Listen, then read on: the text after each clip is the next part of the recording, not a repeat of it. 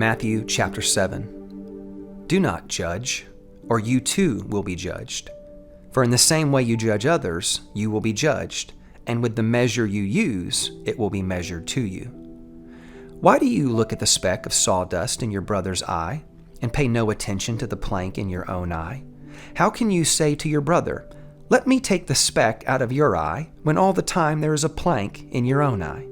You hypocrite, first take the plank out of your own eye, and then you will see clearly to remove the speck from your brother's eye.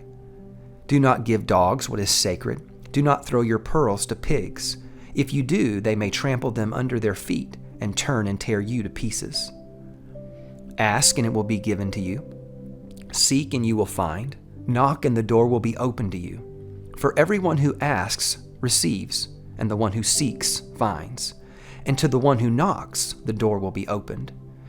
Which of you, if your son asked for bread, would give him a stone? Or if he asked for a fish, would you give him a snake?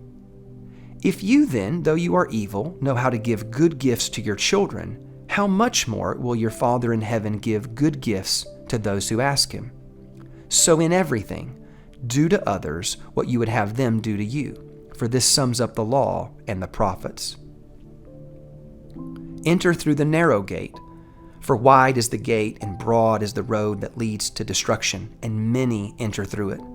But small is the gate and narrow the road that leads to life, and only a few find it.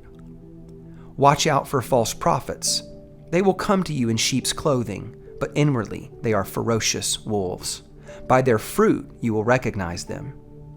Do people pick grapes from thorn bushes, or figs from thistles? Likewise, every good tree bears good fruit, but a bad tree bears bad fruit. A good tree cannot bear bad fruit, and a bad tree cannot bear good fruit. Every tree that does not bear good fruit is cut down and thrown into the fire.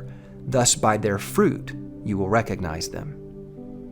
Not everyone who says to me, "Lord, Lord," will enter the kingdom of heaven, but only the one who does the will of my Father who is in heaven. Many will say to me on that day, "Lord, Lord, did we not prophesy in your name, and in your name drive out demons, and in your name perform many miracles?" Then I will tell them plainly, "I never knew you. Away from me, you evildoers."